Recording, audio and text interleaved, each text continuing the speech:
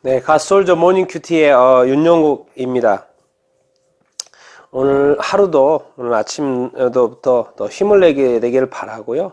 우리가 이 땅은 또 하나님이 지켜보고 계시고 하나님이 함께 하신다라는 그런 확신을 가지고 우리는 하나님께 기도하고 하나님께 의탁하고 하나님께 나아가서 하나님 앞에서의 삶을 또 살아가고 승리해가는 또 오늘 하루가 되고 또 우리 자신의 삶이 되고 교회가 되고 나라가 되기를 이렇게 소망을 이렇게 합니다.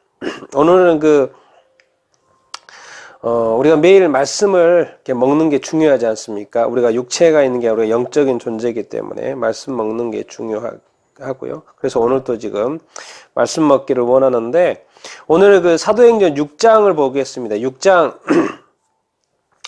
이렇게 6장 1절부터 15절인데요. 한번 보도록 하겠습니다. 이것은 이제 7집사를 일꾼 7명을 택하는 장면이 이렇게입니다. 우리가 이렇게 사이즈가 커지다 보면 우리가 처음에는 아주 멋지게 잘 출발하잖아요. 보통 처음 출발할 때는 소수일 확률이 이렇게 높고 즉 규모가 이렇게 적지 않죠. 그러니까 잘 운영이 됩니다. 그렇지만은 사이즈가 커지다 보니까 자꾸 사이즈가 커지다 보고 사람이 많아지다 보니까 자꾸 본질이 흐트러지고 본업이 흐트러지는 것이죠. 그 어떤 본래의 어떤 목적이 자꾸 훼손되어지는. 왜? 일단 사람 관리도 해야 되고요.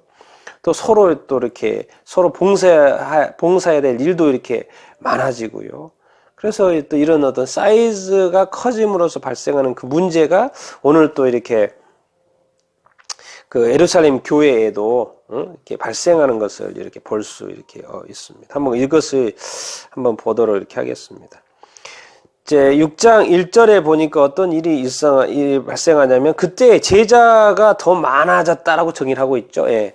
제자가 더 많아졌는데 헬라파 유대인들이 자기의 과부들이 매일의 구제에 빠짐으로 히브리파 사람을 원망하니 전제가 뭡니까? 지금 상황이 제자가 많아졌다는 거죠. 사이즈가 좀 커졌다는 거죠. 돌봐야 될 사람이 많아진다는 거죠. 일이 지금 많아졌다는 것이고 그래서 무슨 문제가 발생했냐면 헬라파 유대인들이 자기의 과부들이 매일 구제, 서로의 지금 요즘 이 교회가 서로 나누고 돕고 하는 게 지금 일상화되어 있지 않습니까? 매일의 구제에서 이제 빠지는 거예요. 자꾸 빠지게 되다 보니까 히브리파, 헬라파 유대인들이 히브리파 유대인들을 서로 이렇게 원망하는 일들이 발생을 이렇게 하는 거예요. 같은 믿는 공동체인데도 불구하고 이 업무에 문제가 생기는 거죠. 이 봉사에 문제가 생기는 거죠. 이런 거 얼마든지 있을 수 있는 것이죠. 예, 문제가 발생했다고 그게 크게 생각할 필요 없습니다. 이거는 사람이 많아지고 사이즈가 커지면 당연히 문제는 발생하게끔 돼 있습니다. 왜? 그런 경험이 없고 그런 대처가 안 되기 때문에. 그러니까 빨리 유연하게 그렇게 대처해 가면 되고 또 처리해 가면 되고 또 이렇게 만들어 가면 되는 것입니다. 그래서 이런 문제가 이렇게 발생하면서 이런 어떤 태도 변화, 생각의 변화가 발생을 이렇게 하죠. 2절입니다.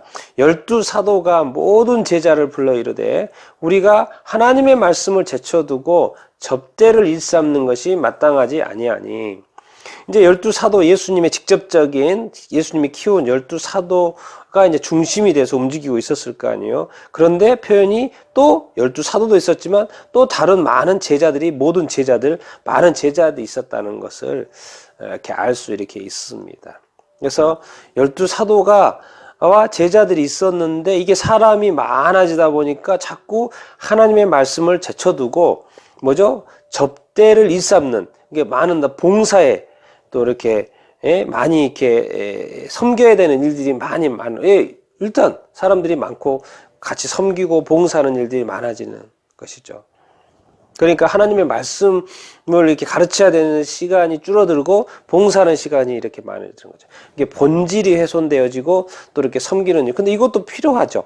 이걸 또 안 할 수는 없잖아요. 그렇죠. 해야 되는 것이죠. 그러니까 여기에 넥스트 스텝에 어떤 다음 어떤 단계가 이렇게 필요한 거. 이렇게 하는 것이 문제가 자꾸 되니까 넥스트 스텝, 넥스트 조치, 다음 조치가 필요 이렇게 한 거죠. 그래서 이제 3절 이렇게 4절 이하가 나오는 거죠. 형제들아 너희 가운데서 성령과 지혜가 충만하여 칭찬받는 사람 7을 택하라. 우리가 이 일을 그들에게 맡기고 우리는 오로지 기도하는 일과 말씀 사역에 힘쓰리라 하니. 이제 뭡니까? 이 사도들이 다 이렇게 감당이 안 되니까는 맡길 사람을 찾는 거죠. 어떻게 보면 이제 팀 사역을 해야 되는 거죠. 뭔가 권한을 위임하고 그 사람들로 하여금 그 일을 맡겨줄 사람. 그리고 우리는 사도들은 본질에 충실해지려고 하는 사람. 그런데 그 형제들 중에 어떤 기준이 있죠. 아무나 리더를 세울 수는 없지 않습니까? 그 기준이 뭐였냐면 성령과 지혜가 충만하여. 성령과 지혜가 충만하여. 근데 그것을 어떻게 담보로, 어떻게 증거로 삼을 수 있겠어요? 객관적으로 사람들에게 칭찬받는 사람. 그러니까 평소에 주변에 칭찬받는 사람. 생뚱맞게 알지도 못하는 사람이 이렇게 갑자기 리더를 세우는 것보다는 주변의 어떤 공동체에서 이 사람에 대해서 평소에 칭찬이 자자했던 그 사람. 성령이 충만하신 분이군요. 지혜가 충만하시는군요. 말씀이 충만하시는군요. 뭔가 그쪽 분야에 칭찬받는 사람을 이렇게 선발하게 되는 것이죠. 거기에 이제 7명이라는 숫자가 나와 있고요. 7명.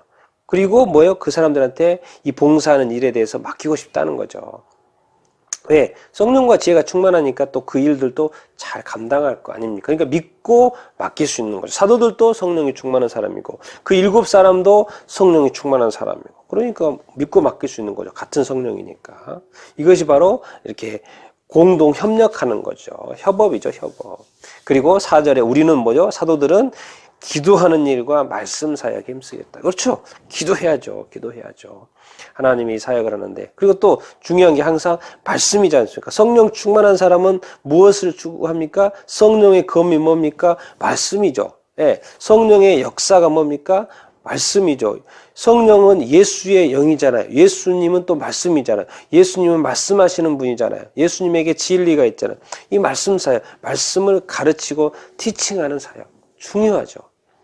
그래서 이 기도하는 일과 말씀 사역에 집중하기를 원해죠. 그렇게 이제 되는 구조로 만드는 거죠. 그러다 보니까 이제 5절에 5절 6절 온 무리가 이 말을 기뻐하고 좋은 아이디어인 거죠. 좋은 아이디어.